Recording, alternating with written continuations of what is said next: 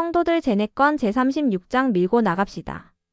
해변에서 양복을 입고 서 있는 청년. 고든 B. 힌클리 회장은 2008년 1월 27일 저녁에 평화롭게 세상을 떠났다. 선지자가 솔트레이크시티에서 마지막으로 짧게 병을 앓는 동안 가족과 친구들은 그의 침상을 지켰다. 20년 넘게 제1회장단에서 함께 봉사한 토마스 S. 몬슨 회장은 그가 사망하기 몇 시간 전에 방문하여 그에게 축복을 주었다. 엿새 후 선지자의 장례식을 위해 1만 6천 명의 추모객이 컨퍼런스 센터에 모였다. 그 외에도 수많은 사람이 BYU TV, 교회 웹사이트, 전 세계 집회소에서 장례식을 지켜보았다. 장례식에서 몬슨 회장은 자신과 힌클리 회장이 지난 세월 함께 나누었던 많은 행복과 웃음과 슬픔에 대해 이야기했다. 몬슨 회장은 이렇게 회상했다. 그분은 폭풍우가 몰아치는 바다의 고요한 섬과 같은 분이었습니다. 그분은 무섭게 돌아가는 세상에서 우리를 위로하고 진정시키셨습니다. 또한 하늘 아버지께로 돌아가는 길에서 벗어나지 않도록 우리를 인도하셨습니다. 성도들은 힌클리 회장을 전 세계를 누비며 성전을 세운 선지자로 기억했다. 그는 전 세계 성도들을 방문하기 위해 100만여 킬로미터를 다녔다. 교회의 어떤 회장보다 더 긴 거리를 이동한 셈이었다. 또한 그는 성도들이 어디에 살든 그들에게 다가갈 수 있도록 위성과 디지털 기술의 사용을 확대했다. 이제 교회는 80개 언어로 연차 대회를 방송한다. 2003년에 그는 교회 지도자들이 한 곳에서 많은 성도들을 훈련할 수 있도록 전 세계 지도자 방송을 시작했다. 이후 같은 기술을 통해 대규모 지역 및 전국 대회가 가능해졌으며 일부 대회에서는 한 번에 80개가 넘는 스테이크가 참여하기도 했다. 그의 재임기 동안 운영 중인 성전의 수는 47개에서 124개로 2배 이상 늘어났다. 그가 헌납한 성전 중에는 재건된 나부 성전도 있었는데 이 성전은 1846년에 헌납되었으나 그로부터 몇 년 후에 훼손됐었다. 이 새로운 성전들이 건축되면서 그 어느 때보다 많은 사람들이 더 가까운 곳에서 성스러운 의식을 받고 성약을 맺을 수 있게 되었다. 예를 들어 2005년 8월에는 중앙아프리카 국가인 카메룬의 성도 42명이 새로 헌납된 나이지리아 아바 성전에 가기 위해 800km를 여행했다. 최근에 비가 내려 비포장도로가 진흙탕이 되었지만 그들은 빌린 승합차를 밀고 깊은 진창을 통과해야 하는 상황에서도 계속해서 나아갔다. 더딘 여정은 힘들 때도 많았지만 나이지리아 아바 성전에 가는 것이 가나와 남아프리카 공화국의 성전으로 가는 것보다 시간도 비용도 적게 들었다. 카메룬 성도들은 엔다우먼트와 인봉의 축복을 받고 기뻐했다. 힌클리 회장은 자신이 그토록 많은 사람이 주님의 집에 축복을 받을 수 있게 일조한 것을 감사하게 여겼다. 그는 성전이 특별한 목적에 기여한다고 믿었다. 그는 이렇게 가르쳤다. 성전재단에서 우리는 우리를 창조하신 하나님 앞에 무릎을 꿇고 하나님께서 주시는 영원한 축복을 약속받습니다. 우리는 하나님과 대화하며 하나님의 아들이요 구주요 구속주이시며 우리를 대신하여 대리 희생을 치르신 주 예수 그리스도에 대해 깊이 생각합니다. 힌클리 회장은 1930년대 영국에서 선교 사업을 한 이후로 유럽 성도들을 깊이 사랑하게 되었다. 그런 까닭에 그는 최근 수십 년 동안 유럽인들이 교회에서 멀어지는 것을 보면서 몹시 마음이 아팠다. 그들을 지원하기 위해 그는 청년 독신 성인들이 모여 함께 어울리고 예수 그리스도에 대한 신앙을 나눌 수 있는 도움의 손길센터 설립을 장려했다. 2003년부터 2007년 사이에 유럽 전역에 70개가 넘는 센터가 문을 열었고 그 결과 새로운 개종자가 많아지고 교회로 돌아오는 사람과 성전 결혼을 하는 사람도 많아졌다. 힌클리 회장은 교회의 홍보 활동도 완전히 바꾸었다. 그의 감독하에 교회는 자체 웹사이트를 개설하여 그리스도 중심의 메시지와 훈련 자료로 사이트를 가득 채웠으며 기자 등이 종교에 대한 정확한 정보를 얻을 수 있는 온라인 뉴스룸을 제공했다. 또한 그는 유명한 언론인과의 텔레비전 인터뷰를 수락하고 주요 출판사의 책을 집필하는 등 다양한 매체에 자신을 드러냈다. 2001년에 그는 조셉 스미스 기록 모음집 프로젝트를 시작했는데 이 프로젝트의 목표는 선지자 조셉의 모든 기록을 온라인과 전 세계 도서관에서 검색할 수 있는 학술 서적으로 출판하는 것이었다. 몬슨 회장은 힌클리 회장이 추진한 수많은 혁신 중 연구 교육 기금이 다른 어떤 것보다 더 많은 사람들의 삶을 축복할 것이라고 여겼다. 이미 40개국에서 거의 3만 명의 학생들이 그 혜택을 받은 터였다. 몬슨 회장은 자신의 일지에서 다음과 같이 회상했다. 젊은이들을 가난에서 벗어나게 하고 그들이 노동시장에 진출하도록 돕는 참으로 기적 같은 기금이다. 이것은 우리가 꿈꾸던 것 이상으로 성공적이며 가난한 사람들은 교육을 받지 못하는 세계 여러 지역에서 고등교육을 꿈꾸는 사람들에게 가치 있는 기부금의 원천이다.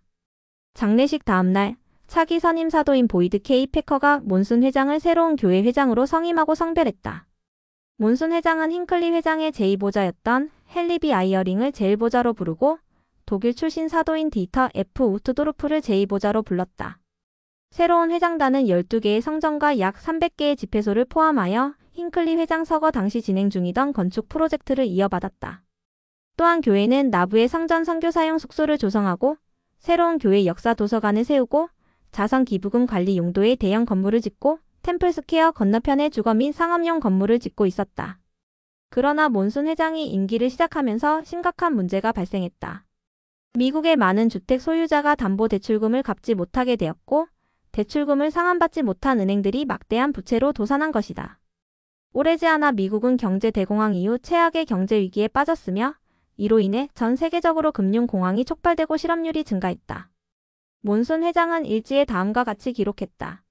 금융시장이 위험에 처해 있다. 우리 회원들은 나라 안팎의 많은 사람들과 더불어 채무를 이행하기 위해 전력을 다하고 있다. 위기가 악화되자 제1회장단은 교회의 여러 건축 프로젝트를 중단하는 방안을 고려해야 했다. 대공황을 겪어본 몬슨 회장은 한계를 넘는 것이 얼마나 위험한 일인지 알았다. 하지만 건축이 중단되면 목수나 전기기술자 같은 수백 명의 노동자들이 일자리를 잃게 된다는 것 또한 그는 알았다. 건설업이 멈춰 서고 있었고 일자리도 구하기 어려웠다. 교회의 건축과 인도주의 활동을 관리하는 감리감독단은 매주 금요일에 제1회장단과 만나 프로젝트 현황을 검토했다. 2008년 초 어느 금요일에 감리감독단은 몬슨 회장에게 어떻게 해야 할지를 물었다. 교회는 많은 주에서 이 모든 건축 프로젝트를 진행하고 있습니다. 어떻게 하기를 바라십니까? 몬슨 회장은 확고했다. 밀고 나갑시다. 이 무렵 블레이크 맥키오는 시드니의 본다이 비치로 돌아갔다. 또 한 번의 여름 동안 텔레비전 카메라 앞에서 인명구조원 훈련을 받기 위해서였다. 그는 본다이 레스큐의 두 번째 시즌에 출연하면서 호주의 현지 유명인이 되어 있었다. 간혹 집 근처에서 물건을 사거나 기차를 타고 출근할 때면 사람들이 그를 흘끗흘끗 쳐다보며 손가락으로 슬쩍 그를 가리키는 일도 있었다. 그런 관심은 조금 성가시기도 했지만 그는 불평하지 않았다. 그는 날마다 해변에서 친구들과 어울리며 돈을 버는 것이 좋았다. 이보다 더 나은 삶이 있겠어? 라고 그는 생각했다. 하지만 그의 부모는 걱정스러웠다. 텔레비전에 나와서 생긴 명성 때문에 우선순위가 바뀐 걸까? 1년 전 블레이크는 전임 선교사로 봉사하기 위해 기다리는 동안 돈을 마련할 목적으로 인명구조원 일자리를 얻었다. 이제 그의 19번째 생일이 지나간 지도 한참이 지났다. 어느 날 그의 어머니는 감독에게 물었다. 어떻게 해야 할까요? 앞으로 어떻게 될까요? 감독도 걱정스러워하며 대답했다. 모르겠습니다. 너무 잘 나가고 있으니 말입니다. 블레이크는 부모를 안심시키려고 노력했다. 그는 자신이 봉사할 적절한 때를 알기 위해 기도하고 있다고 말했다. 그는 아직 때가 오지 않았다고 여겼다. 그러면서 아버지가 늘 자신에게 하던 말을 그대로 되풀이했다. 언제 가느냐가 아니라 간다는 게 중요하잖아요. 그 무렵 그의 형 웨이드가 일본에서 선교 사업을 마치고 귀환했다. 웨이드는 부모님이 걱정하는 것을 보고 블레이크와 이야기를 했다. 블레이크는 웨이드의 말을 마음에 새기고 선교 사업을 나가는 것에 대해 더 진지하게 생각하기 시작했다. 이 교회가 참되다면 나는 선교 사업을 나가야 해. 라고 그는 스스로에게 말했다. 그는 자신의 간증과 교회에 대해 생각했다. 자라면서 그는 며칠간 열리는 호주의 청소년 대회인 TFY에 참석했었다. 2006년에 EFY라는 이름으로 남미와 유럽 국가로 확산됐던 프로그램 말이다. 그는 새벽 세미나리를 비롯한 여러 교회 활동에도 충실하게 참석했었다. 항상 열성적으로 참석한 것은 아닐 수도 있겠지만 계명을 지키고 옳은 일을 하려고 노력했었다. 그리고 그는 예수 그리스도와 회복된 복음의 진리를 믿는 신앙이 있었다. 그것은 봉사하기에 충분한 이유였다. 블레이크는 곧 선교사 지원서를 제출했다. 전례 없는 선교 사업의 기회가 주어진 순간이었다. 최근 몇 년 동안 교회 지도자들은 성령의 음성을 듣고 응답할 줄 아는 높은 도덕적 표준을 지닌 헌신적인 장로와 자매의 필요성을 강조하며 선교 사업의 표준을 높였다. 또한 교회는 건강면에서 특정한 문제가 있거나 기존의 전도 선교 사업이 적합하지 않은 젊은이들을 위해 봉사 선교 사업을 도입했다. 블레이크에게 부름장이 왔고 그가 받은 임무는 필리핀의 15개 선교부 중 하나인 바기오 선교부에서 전임 전도 선교사로 봉사하는 것이었다. 이제 남은 일은 동료 인명 구조원들에게 이 사실을 알리는 것뿐이었다. 얼마 후 본다이 레스큐를 촬영하는 동안 블레이크는 카메라를 향해 자신의 종교에 관해 이야기했다. 저는 자라면서 줄곧 예수 그리스도 후기 성도 교회의 회원으로 생활했어요. 일요일마다 교회에 갑니다. 제가 조금 엄격한 표준에 따라 생활하는 것 같은데 그것 말고 전 그냥 평범한 사람이에요. 교대 근무가 끝난 후 블레이크는 쇼 제작자의 요청으로 양복을 입고 넥타이를 맸다. 그런 다음 인명구조 타워로 걸어가서 문을 두드렸다. 그는 카메라를 보며 말했다. 제 손이 문을 두드리는데 익숙해져야 할 것 같아요. 구조원들은 선하게 웃으며 그를 맞이했다. 괜찮아 보여. 그가 자신의 정장 차림을 보이며 물었다. 이게 앞으로 2년간의 내 모습이야. 어디로 가는데? 구조원 중 한 명이 물었다. 필리핀으로. 블레이크가 말했다. 우리 교회 선교사로 봉사할 거야. 너 몰몬이야? 다른 구조원이 말했다. 응. 블레이크가 말했다. 삶에서 가장 좋은 걸 가졌는데 다른 사람들과 나눠야 하지 않겠어? 블레이크는 선교사 훈련을 받고 타갈로그어를 배우기 위해 곧 미국으로 떠날 것이라고 설명했다. 그런 후에 배정받은 임지로 갈 것이었다. 그는 말했다. 우린 적극적으로 문을 두드리고 사람들에게 예수 그리스도에 대해 가르치려고 노력할 거야. 한 구조원이 블레이크와 악수를 하고 다정하게 그를 끌어안으며 자라고 와. 라고 말했다. 블레이크는 해변을 떠나는 것이 슬펐고 그 친구들이 그리울 것 같았다. 하지만 어서 선교 사업을 시작하고 싶었다. 하루빨리 세상에 나가 선한 일을 하고 싶었다. 집으로 돌아온 블레이크는 웨이드에게 이 경험을 이야기했다. 그러자 웨이드가 말했다. 내가 일본에서 선교사로서 세운 목표는 하루에 10사람과 이야기하는 거였어. 그런데 너는 한 번에 1000만 명에게 그렇게 했구나. 2008년 6월 콩고민주공화국 루프타의 윌리와 릴리 비네는 세 자녀와 함께 버스를 타고 집에서 북쪽으로 약 160km 떨어진 음부지마이 공항으로 갔다. 그리고 그곳에서 킨샤사로 날아가서 하룻밤을 보낸 다음 남아프리카 공화국으로 가는 비행기를 탔다. 긴 여행이었지만 아이들은 즐겁고 행복했다. 비넨 가족은 영원히 함께 임봉되기 위해 요하네스버그 성전으로 향하고 있었다. 윌리가 루프타 지방부 회장으로 부름받고 가족이 다시 함께 생활한 지 2년이 지났다. 릴리는 루프타로 돌아온 후 어린이집을 열었다.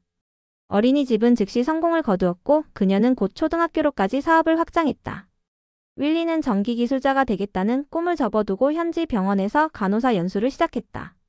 그는 이 일과 부름 사이에서 균형을 잡았고 지방부 회장단이 새로운 책임을 배우고 현지 지도자들을 훈련하고 성도들을 방문할 때 보좌들에게서 도움을 받았다. 최근 윌리의 지방부 회장단은 수도관을 통해 루프타에 깨끗한 물을 공급하는 교회의 세계년 자금 원조 프로젝트의 지원 임무를 추가로 맡았다. 루프타의 주민들은 오래전부터 여러 웅덩이와 샘물 배수로에 의존해 물을 얻었다. 여성과 아이들은 하루에 2번씩 2km 가까운 거리를 걸어서 이러한 장소 중 한 곳으로 갔으며 들고 간 용기에 물을 담아 집으로 가져왔다. 이런 수원에는 해로운 기생충이 우글댔으며 누구든 이 오염된 물로 인해 죽은 누군가 대부분 어린아이를 알고 있었다. 여성들은 수원을 오가면서 성폭행을 당하는 일도 있었다. 수년간 콩고민주공화국의 인도주의 단체인 ADIR은 루프타와 그 주변에 거주하는 26만 명에게 깨끗한 물을 공급하기를 원했다. 하지만 가장 좋은 물 공급원은 34km 떨어진 산비탈 곳곳에서 솟아나는 샘이었는데 ADIR은 송수관 건설에 필요한 260만 달러가 없었다. 그런데 이 단체의 관리 책임자가 후기 성도 자선회에 관해 듣고 프로젝트를 공동으로 추진하기 위해 현지 인도주의 선교사들에게 연락을 해왔다. 1996년 제1회장단의 지시에 따라 창설된 후기 성도 자선회는 해마다 전 세계에서 수백 건의 교회 인도주의 프로젝트를 지원했다. 이 자선회가 제공하는 서비스는 필요에 따라 다양했지만 최근에는 예방접종, 휠체어, 시력관리, 육아, 깨끗한 물 등을 중심으로 사업을 추진하고 있었다. 루프타의 송수관이 필요하다는 전가를 받은 후기 성도 자선회는 필요한 자금을 기부했고 루프타와 인근 지역 사회의 자원자들은 노동력 제공에 힘을 보태기로 합의했다. 지방부 회장단인 윌리와 그의 보좌들은 ADIR 그리고 현장 감독으로 고용된 현지 후기 성도 다니엘 카자디와 함께 일하는 한편 자신들도 이 프로젝트의 인부로 자원했다. 그런데 이제 요하네스버그에 내린 비넨 가족은 바쁜 생활을 잠시 떠나 주님의 집에 집중할 수 있게 되었다. 한 가족이 공항으로 나와 그들을 맞이했고 성전 참여자 숙소까지 차로 그들을 데려다 주었다. 이후 윌리와 릴리는 성전에 들어가 교회가 후원하는 돌봄센터에 아이들을 맡기고 흰옷으로 갈아입었다. 루프타를 떠나기 전 비넨 부부는 교회의 성전 준비 책자인 높은 곳에서 주어짐을 공부하고 사도 제임스 이탈메지의 저서인 더 하우스 오브 더 로드 주님의 집을 읽었다. 그럼에도 불구하고 성전에 도착한 그들은 모든 것이 새롭고 프랑스어를 할 줄 아는 사람이 없어서 약간 혼란스러웠다. 하지만 그들은 어디로 가고 무엇을 해야 할지를 몸짓으로 알아냈다. 나중에 임봉실에서 세 자녀와 다시 만난 그들은 무척 기뻤다. 흰옷 차림으로 임봉실에 들어오는 아이들은 천사처럼 보였다. 윌리는 팔에 소름이 돋는 것을 느꼈다. 자신과 가족이 더 이상 지상에 존재하지 않는 것 같았다. 하나님이 바로 앞에 계신 것 같았다. 우와. 그가 말했다. 릴리도 천국에 있는 것 같은 기분을 느꼈다. 가족이 영원히 하나로 결속되었음을 알자 서로를 더 사랑하게 된 것 같았다. 이제 그들은 서로 떨어질 수 없는 관계가 되었다. 죽음조차도 그들을 갈라놓지 못할 것이다. 2009년 초 엔젤라 피터스는 남편 존 폴렌타인과 함께 유타주에 살고 있었다. 그녀와 존은 엔젤라가 워싱턴 DC에서 힘든 직장을 그만둔 직후 솔트레이크시티의 한 독신 성인 와드에서 만났다. 존은 미국 서부 출신이며 역시 한동안 워싱턴에서 살면서 일한 적이 있었다. 그는 엔젤라보다 나이가 많고 약간 수줍음을 탔지만 그들은 금세 가장 친한 친구가 되었다. 두 사람은 2007년 11월에 유타 바운티풀 성전에서 임봉되었다. 이제 폴렌타인 부부는 새로운 모험을 할 준비가 되었다. 존이 고용주에게서 원격 근무를 허락받은 후 부부는 살림을 챙겨 뉴질랜드 북섬으로 이주했다. 그들은 둘 다 그곳에 가본 적이 있었고 그곳이 지상에서 가장 아름다운 곳이라고 생각했다. 교회가 뉴질랜드에 들어온 지 150주년이 되어 이곳 성도들은 최근에 이를 기념했으며 뉴질랜드 성전이 헌납된 지는 50년이 지나 있었다. 성전이 헌납될 때만 해도 뉴질랜드에는 교회 회원이 약 1만 7천 명이었고 와드도 스테이크도 없었다. 하지만 이제 이곳에는 25개 스테이크, 150개 와드, 54개 지부에 거의 10만 명의 성도가 퍼져 있었다. 폴렌타인 부부는 코로만델 반도의 해안 마을인 템스에 정착했으며 곧 그들이 속한 작은 지부에서 봉사하기 시작했다. 둘의 지부와 스테이크의 회원은 대부분 마오리족이었으며 엔젤라는 그들을 알게 되어 기뻤다. 그녀는 청년 조직에서 봉사했고 주일학교 교사인 존은 청남들을 담당하는 지부 회장을 자원해서 도왔다. 또한 엔젤라와 존은 지부 선교사로 봉사했으며 차로 거의 2시간 거리에 있는 해밀턴 성전에서 의식 봉사자로 봉사했다. 하지만 집에 있을 때면 두 사람은 점점 근심이 깊어졌다. 엔젤라는 평생 엄마가 되기를 원했다. 하지만 지금까지 그들은 아이가 없었다. 그들은 오클랜드에 있는 의사와 상담하고 어떤 조치를 취할 수 있는지 알아보기 위해 여러 검사를 받았다. 결과가 나왔을 때 엔젤라와 존은 둘 다 생식 기능에 심각한 문제가 있다는 것을 알게 되었다. 의사와 전문가의 도움을 받더라도 엔젤라가 임신할 가능성은 희박했다. 충격적인 소식이었다. 집에서 엔젤라는 날마다 가족 선언문이 담긴 액자 옆을 지나갔다. 선언문의 메시지를 볼 때면 마음속에서 의문이 생겨 괴로웠다. 하나님이 가족을 제정하신 거라면 왜 존과 나는 자녀를 가질 수 없는 걸까? 그녀는 혼란스러웠고 방향을 잃은 것 같았다. 하지만 하나님께서 자신과 존의 기도에 응답해 주실 것이라는 희망을 잃지 않았다. 2009년 8월 9일 토마스 S. 몬슨 회장은 솔트레이크시티의 마들렌 대성당에서 로마 가톨릭교회 친구들을 만났다. 이 웅장한 예배당을 지은 지 100년이 되어 몬슨 회장은 다른 종교의 인사들과 시 공무원들과 함께 이날을 축하하러 온 것이었다. 몬슨 회장은 가톨릭 신자와 후기 성도들이 종교적 차이를 제쳐두고 어려움에 처한 사람들을 돌본 것에 대해 이야기했다. 마들렌 대성당의 선한 사마리아인 프로그램은 교회 복지 서비스에서 제공하는 빵 등의 음식으로 배고픈 사람들에게 매일 점심을 제공했다. 이와 유사하게 가톨릭에서는 현지 약물 남용 시설을 운영했고 교회는 이 시설에 음식을 공급했다. 두 교회는 솔트레이크시티에 도착하는 난민들이 적절한 위생용품과 가정용 가구 등을 구비할 수 있도록 협력하기도 했다. 이런 협력은 솔트레이크시티를 훨씬 넘어 여러 지역으로 확장되었다. 최근 몇 년 동안 교회가 1,100만 달러가 넘는 인도주의적 지원 기금을 전 세계에 분배하는 과정에서 가톨릭 자선 단체들은 교회를 도와 이 기금이 가장 필요한 사람들에게 제공될 수 있게 했다. 몬슨 회장은 청중에게 이렇게 말했다. 보는 눈과 듣는 귀, 알고 느끼는 마음이 있다면 도움을 간청하는 사람들이 지금 무엇을 필요로 하는지를 알아보게 될 것입니다. 지난 1년 반 동안 몬슨 회장은 교회의 많은 건축 및 인도주의 프로젝트에 세심한 주의를 기울였다. 미국 경제가 침체되고 실업률이 높은 상황에서도 그는 예상치 못한 이점을 알아보고 이런 프로젝트를 추진했다. 건설공사의 수요는 감소했지만 교회는 여러 프로젝트에서 많은 숙련된 노동자들에게 일자리를 제공할 수 있었다. 또한 몬슨 회장은 현지 지도자들에게 가능한 한 비용을 절감할 것을 촉구했다. 그는 선교부 지도자들에게 검약하는 법을 선교사들에게 가르칠 것을 요청했다.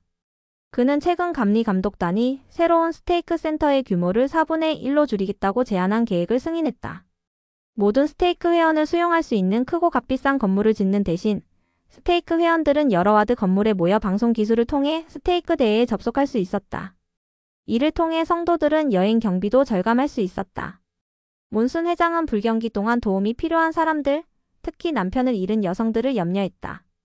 금식 헌금 신청이 늘어났고 그는 잊히는 사람이 없기를 바랐다. 몬슨 회장은 젊은 시절에 회원이 1000명 이상인 솔트레이크시티 한 와드의 감독으로 봉사했다. 그중 85명이 남편을 잃은 여성들이었다. 5년간 감독으로 봉사하고 임기가 끝난 훨씬 후에도 몬슨 회장은 계속해서 이들을 방문하여 선물을 전달하고 격려했다.